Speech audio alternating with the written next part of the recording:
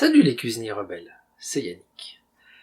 Aujourd'hui, je vais vous présenter une recette de pain burger partagée par un cuisinier rebelle qui s'appelle Souel.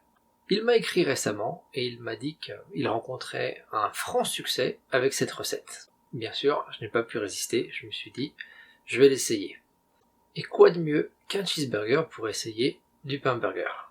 Donc aujourd'hui, je vous présente une recette de pain burger façon Souel et cheeseburger façon comme il faudrait le faire, ou façon rebelle. Suivez-moi, je vous montre comment on fait. On va commencer par réaliser un pré-ferment. Dans un bol, on va mélanger 120 g de farine, ici j'utilise de la T65,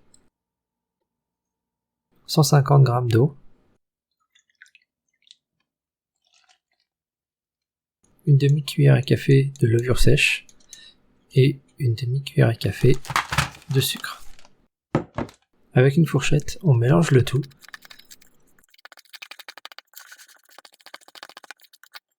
On couvre notre bol et on va le laisser reposer entre 12 et 24 heures à température ambiante.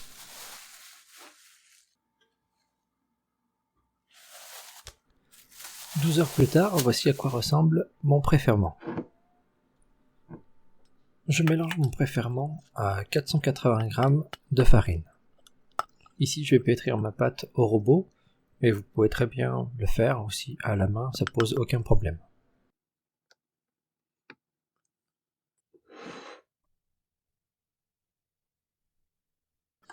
Dans un bol, je vais casser un œuf.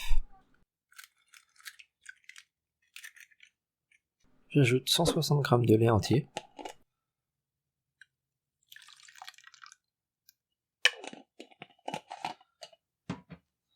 30 g d'eau et 30 à 40 g d'huile végétale.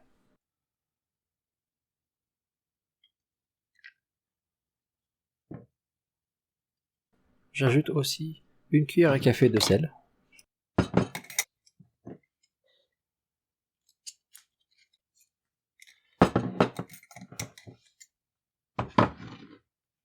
Une cuillère à soupe de sucre. Je mélange le tout et je l'ajoute dans ma pâte. Après 1 à 2 minutes de pétrissage, ma pâte était un peu trop compacte. En fonction de votre farine, les résultats seront différents. Donc, j'ai décidé de changer le taux d'hydratation de ma pâte, de la passer de 60% à 75%. J'ajoute donc 130 g d'eau supplémentaire. Encore une fois, partez avec les 30 g d'eau pour avoir une hydratation à 60% et complétez en fonction de la texture de votre pâte. Si vous voyez que c'est trop compact, ajoutez de l'eau. Sinon, faites avec 60%. Une fois que tous mes ingrédients sont correctement mélangés, je change ma vitesse de 1 à 4 pour passer sur un pétrissage rapide pendant 5 minutes.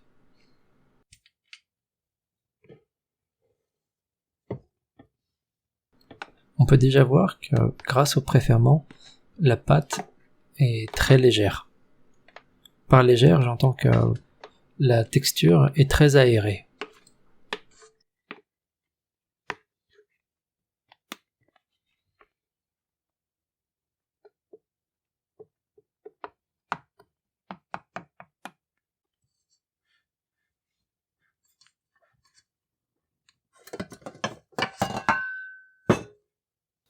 Ici, 3 choses à retenir. La première, quand j'utilise mon robot, maintenant je place toujours un torchon ou quelque chose en dessous la base de mon robot. Ça permet de limiter un peu les vibrations. La deuxième, lorsque j'utilise mon robot pour faire des pâtes à pain comme ça, en vitesse rapide, je tiens mon robot ou je reste juste à côté de mon robot. Parce que les vibrations vont être assez importantes et sûrement que des choses dans la cuisine vont tomber. Donc pour m'assurer que tout se passe bien, je reste présent. Il est hors de question de lire la recette et de se dire bon il faut 5 minutes donc je mets 5 minutes et puis je vais aux toilettes ou autre. C'est pas la bonne façon de faire. Le troisième, il n'y a pas de troisième. Voilà, c'est tout.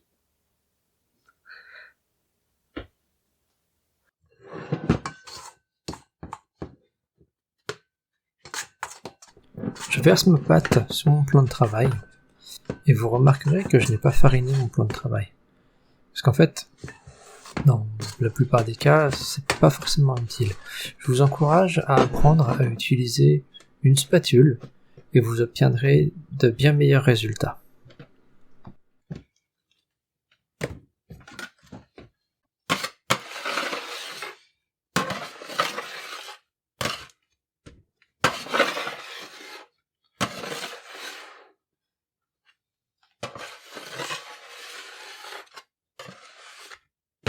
Je place ma pâte dans le bol. Je couvre le bol avec un sac plastique et un torchon. Et je vais laisser ma pâte reposer à température ambiante pendant 2 à 3 heures. Par température ambiante, j'entends une température comprise entre 18 et 25 degrés. S'il fait plus chaud, ça ira beaucoup plus vite. Dans mon cas ici, j'ai laissé ma pâte reposer 3h30 et je me retrouve avec un ballon énorme. Mais bon, c'est pas très grave, ça ne nous empêche pas de continuer. Je farine ma pâte et mon plan de travail.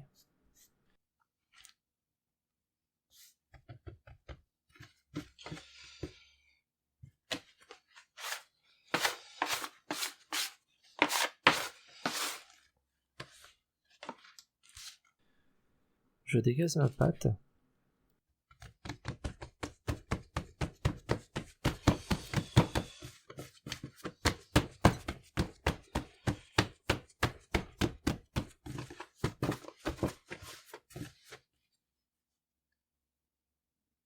Ensuite, je vais la peser afin de pouvoir couper 6 pâtons de taille égale. 6 ou 8 selon ce que vous voulez faire bien sûr. Ici ma pâte pèse 1,1 kg.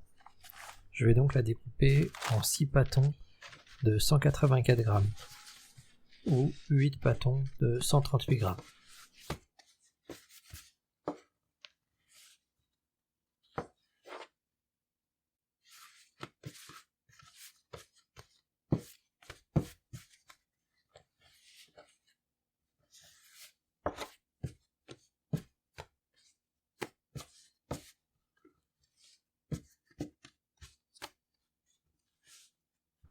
Une fois que ma pâte est découpée en plusieurs tronçons, je vais peser chacun des pâtons pour ajuster le poids et équilibrer le tout.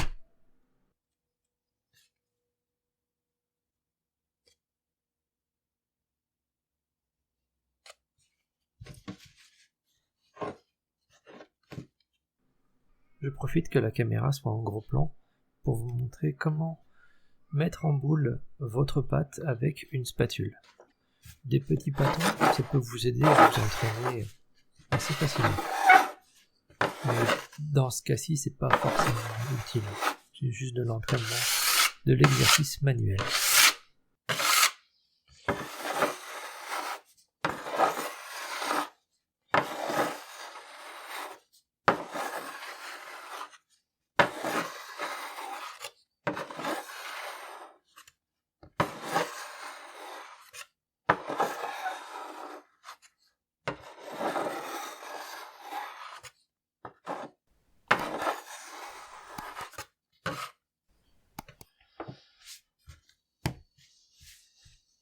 Voici la technique que je préfère à la main pour réaliser mes pains burgers.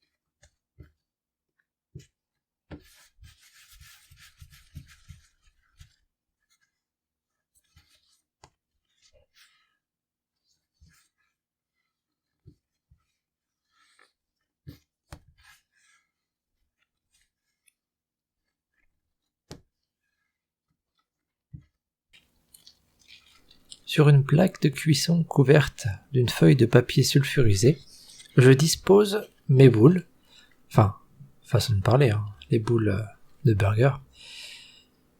Je les couvre d'un film plastique et d'un torchon, et je vais les laisser reposer et gonfler pendant 1 à 2 heures.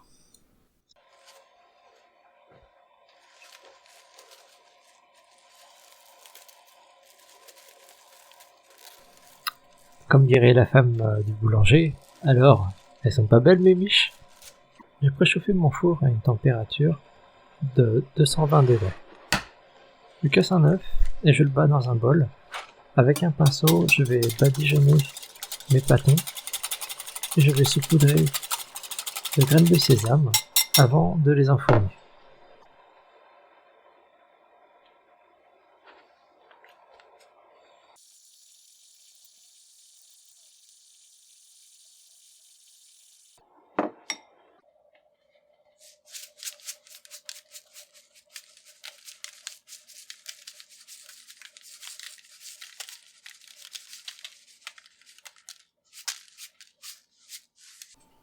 Je place mes pains dans le four et je vais les laisser cuire pendant 20 à 25 minutes à une température de 200 degrés. Une fois que mes pains sont sortis du four, je vais les laisser refroidir à température ambiante pendant une demi-heure à 1 heure avant de pouvoir les utiliser. Maintenant que nos pains sont prêts, il serait peut-être temps de faire des burgers. Donc on va s'occuper de la viande. Pour la viande, ici, je vais utiliser du bœuf. C'est du rôti de bas de palette. C'est un morceau assez polyvalent que j'utilise pour faire mes soupes, hachis parmentier, mes sauces bolognaises ou ici mes burgers. La viande, elle est pas trop grasse, on a à peu près 10-15% de gras, ce qui est plutôt sympa. Et puis voilà, c'est ce que j'utilise ici.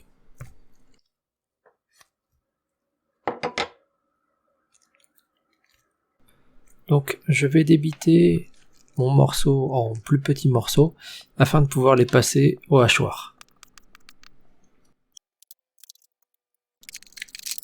Ma viande est prédécoupée, j'installe ma machine et je hache finement ma viande.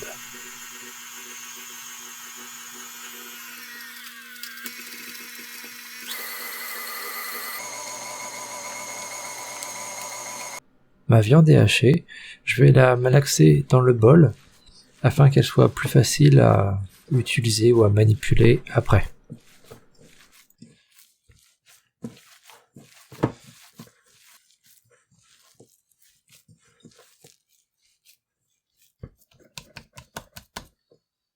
J'installe ma plaque de cuisson et je vais la mettre à préchauffer sur un feu moyen.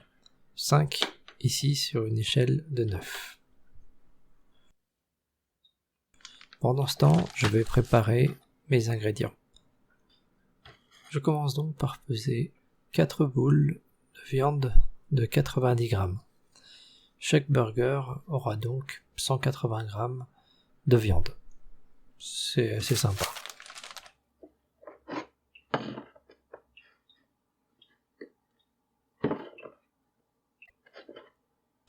En fromage, je vais utiliser du cheddar industriel. Chez vous, utilisez le fromage qui vous fait plaisir, c'est pas moi qui vais le manger. Mais ce fromage-là, soyons honnêtes, c'est celui qui tient le mieux à la cuisson, qui conserve son goût et qui est bon.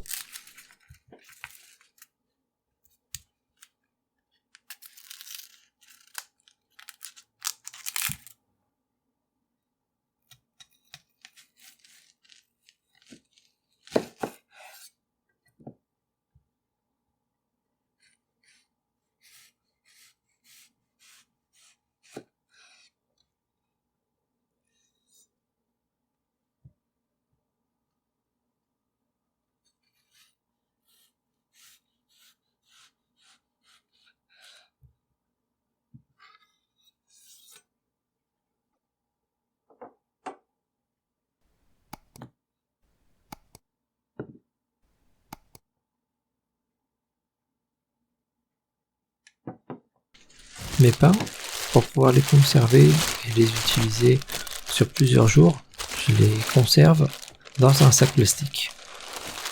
Les pains que j'ai réalisés ici, je les ai consommés sur une période de 3 à 4 jours.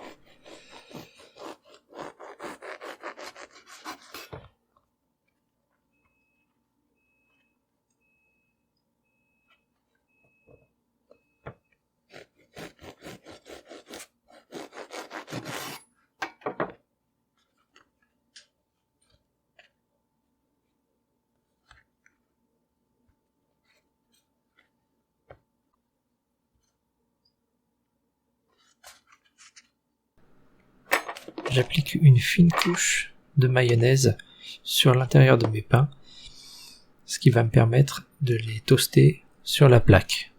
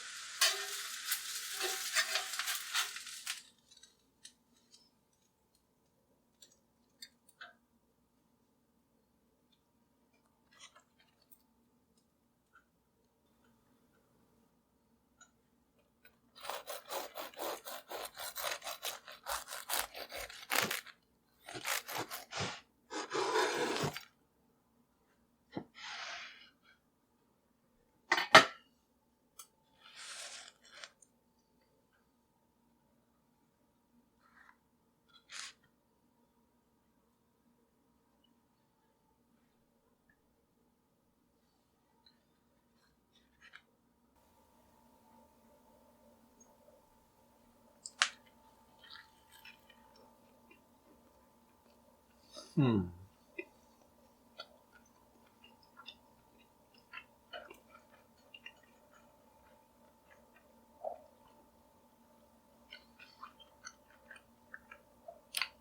Ça, mon ami, ça, c'est du cheeseburger. C'est juste délicieux, délicieux, délicieux. Le pain, il est super moelleux, super léger. Un grand merci à Swell pour cette recette. C'est une grande surprise. Mmh.